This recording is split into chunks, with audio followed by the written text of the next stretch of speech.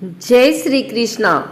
आज अगहन गुरुवार के दिन आइए सुनते हैं साईं बाबा की यह कथा। भारत सदियों से देवों और संतों की भूमि मानी जाती है। इस देश में समय समय पर कई संतों ने ज्ञान का प्रकाश फैलाया है। शिरडी के साईं बाबा भी अवतारी पुरुष के रूप में पूजे जाते हैं।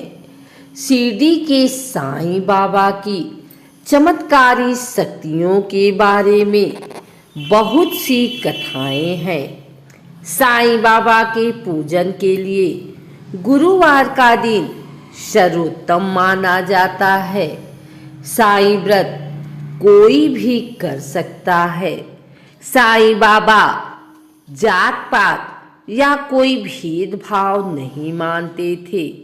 उनका कहना था सबका मालिक एक। यह व्रत किसी भी गुरुवार को साईं बाबा का नाम लेकर शुरू किया जा सकता है। सुबह या शाम को साईं बाबा की तस्वीर या मूर्ति की पूजा की जाती है।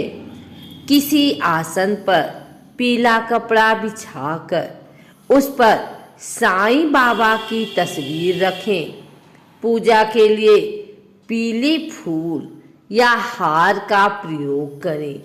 धूप दीप जलाकर साईं व्रत की कथा पढ़ना चाहिए। पूजा के बाद प्रसाद बांटना चाहिए। प्रसाद के रूप में फल या मिठाई बांटी जा सकती है।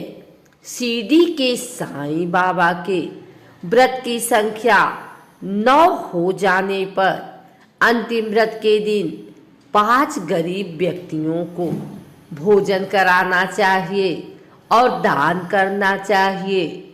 इस तरह इस व्रत का समापन होना चाहिए। आइए सुनते हैं साईं व्रत की यह कथा।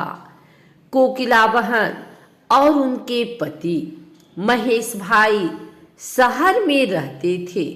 दोनों में एक दूसरे के प्रति प्रेम भाव था, परंतु महेश भाई का स्वभाव झगड़ालू था।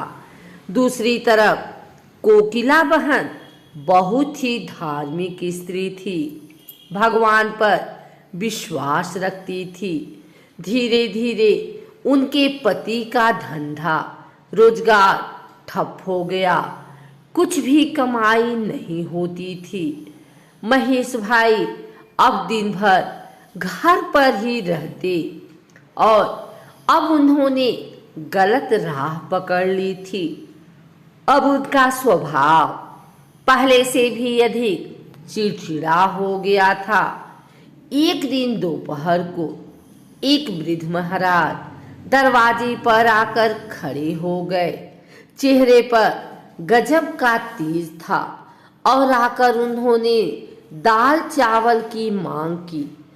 कोकिला बहन ने दाल चावल दिए और दोनों हाथों से उस वृद्ध बाबा को नमस्कार किया। वृद्ध ने कहा, साईं सुखी रखे। कोकिला बहन ने कहा, महाराज सुख मेरी किस्मत में नहीं है, और अपने दुखी जीवन का वर्णन किया। महाराज ने साईं के व्रत के बारे में बताया। 9 गुरुवार फलाहार या एक समय भोजन करना हो सके तो बेटा साईं मंदिर जाना। घर पर साईं बाबा की 9 गुरुवार पूजा करना, साईं व्रत करना और विधि से उद्यापन करना, भूखी को भोजन देना। साईं बाबा तेरी सभी मनोकामना पूर्ण करेंगे। साईं बाबा पर अटूट श्रद्धा रखना जरूरी है। कोकिला बहन ने भी गुरुवार का व्रत लिया। 9वें गुरुवार को गरीबों को भोजन कराया। उनके घर से कलह दूर हुए। घर में बहुत सी सुख शांति हो गई। महेश भाई का स्वभाव ही बदल गया। उनका रोजगार फिर से चालू हो गया। थोड़े समय में ही सुख समृद्धि बढ़ गई। दोनों पति पत्नी सुखी जीवन बिताने लगे। एक दिन कोकिला बहन के जेठ जेठानी सूरत से आए। बातों बातों में उन्होंने बताया कि उनके बच्चे की पढ़ाई नहीं करते हैं, इसलिए परीक्षा में फेल हो जाते हैं। कोकिला बहन ने 9 गुरुवार की महिमा बताई और कहा कि साईं बाबा की भक्ति से बच्चे अच्छी तरह अभ्यास कर पाएंगे, लेकिन इसके लिए साईं बाबा पर विश्वास रखना जरूरी है। साईं सबकी सहायता करते हैं। उनकी जेठानी ने व्रत की विधि बताने के लिए कहा।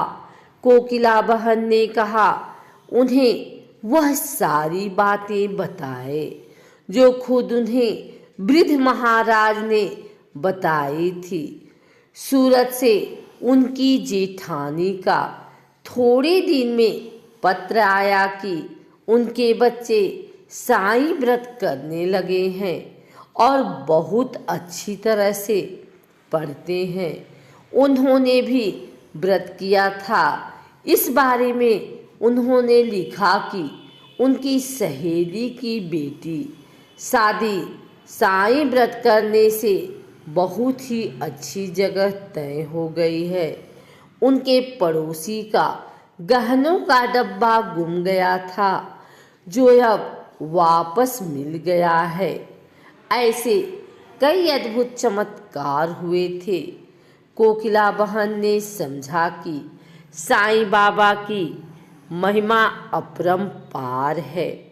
अगर आपको हमारी वीडियो अच्छी लगी हो तो इसे लाइक करें, कमेंट करें, शेयर करें। हमारे चैनल भक्ति गाथा को सब्सक्राइब करके बेल नोटिफिकेशन ऑल पर सेट कर लें, ताकि आगे आने वाली वीडियो सबसे पहले आप तक पहुंच सके। धन्यवाद।